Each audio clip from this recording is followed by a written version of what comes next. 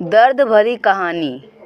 कल्पना एक मध्यम वर्गीय परिवार से थी जिसने अपनी स्नातक की पढ़ाई पूरी कर ली थी और अब वे अपने घर पर ही छोटे बच्चे को ट्यूशन पढ़ाती थी। कल्पना का रंग गोरा था और वह दिखने में बिल्कुल गुड़िया की तरह दिखती थी। Adventures, heart touching sad story in Hindi, OPJ. Kalpana के माता पिता उसकी शादी के लिए एक अच्छे लड़के की तलाश कर रहे थे।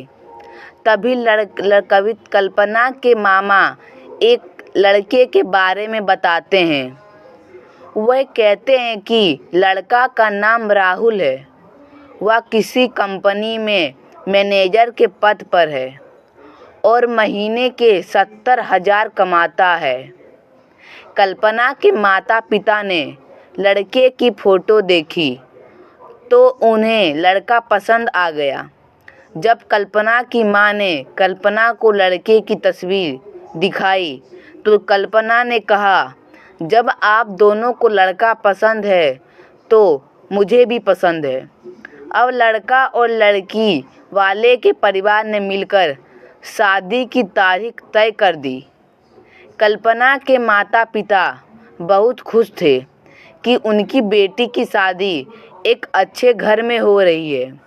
पूरे धूमधाम से कल्पना की शादी हो गई। अब कल्पना अपने बचपन के घर को छोड़कर एक नए घर चली गई। कुछ दिन तो कल्पना को अपने माता पिता और अपने घर की बहुत याद आई। कल्पना की शादी के अब महीने बीत गए थे। अब उसके पति पहले जैसा व्यवहार कल्पना के साथ करता था। कल्पना से वे चिढ़ा सा रहता था। राहुल अब ना पहले जैसा कल्पना को प्यार करता और ना ही उसकी बातें को मानता। कल्पना को समझ नहीं आ रहा था कि वे क्या करे। वह बस रोकर अपने दर्द को कम करने की कोशिश करती। एक दिन कल्पना को पता चला कि राहुल सिगरेट पीने के बहाने छत पे जाता और किसी लड़की से बातें करता है। जब कल्पना ने राहुल से पूछा कि आप रोज़ाना छत पे जाकर किससे बात करते हैं, तो इस पे राहुल ने जवाब दिया कि वो मेरे ऑफिस का फ्रेंड है, बस उसी से बातें करता हूँ और तुम अपने काम से मतलब रखो, ज़्यादा सीआईडी बनने की ज़रूरत नहीं है। होली का दिन था।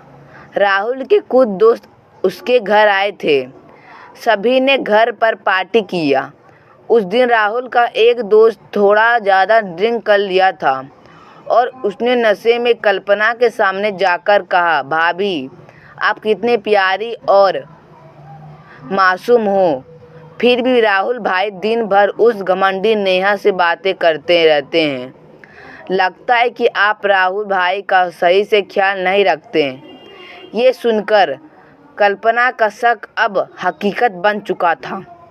अगली सुबह जब कल्पना ने राहुल से पूछा कि ये नेहा कौन है और क्या लगती है आपकी? राहुल, मैं तुम्हें क्यों बताऊं?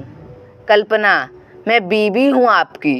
राहुल, देखो तुमसे पहले वो मेरे लाइफ में आई। कल्पना, तो फिर मुझसे शादी क्यों किया?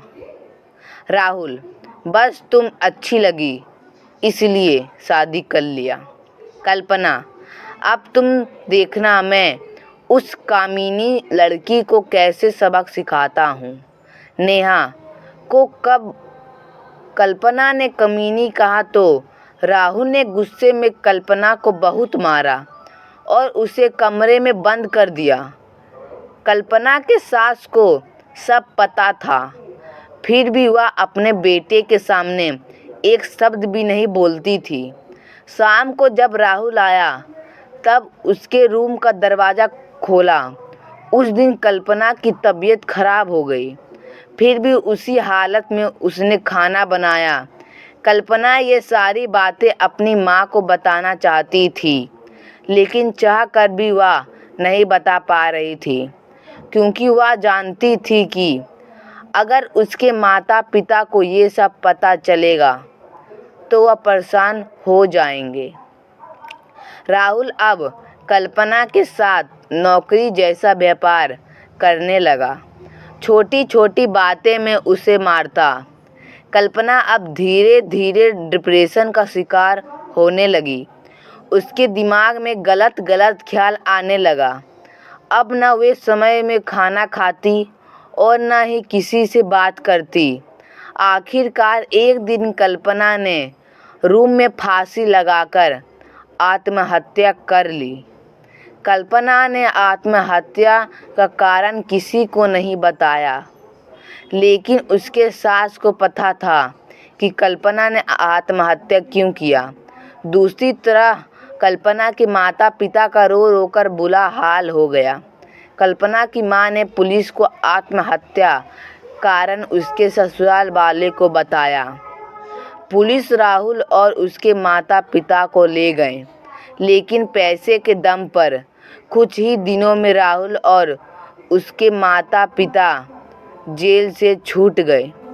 जीवन में अक्सर अच्छा दिखने वाला इंसान अच्छा नहीं होता। उसके अंदर कहीं ना कहीं बुराइयां छुपी होती है और वह बुराई किसी की ज़िंदगी को बर्बाद कर देती है। कुछ ऐसा ही कल्पना के साथ हुआ।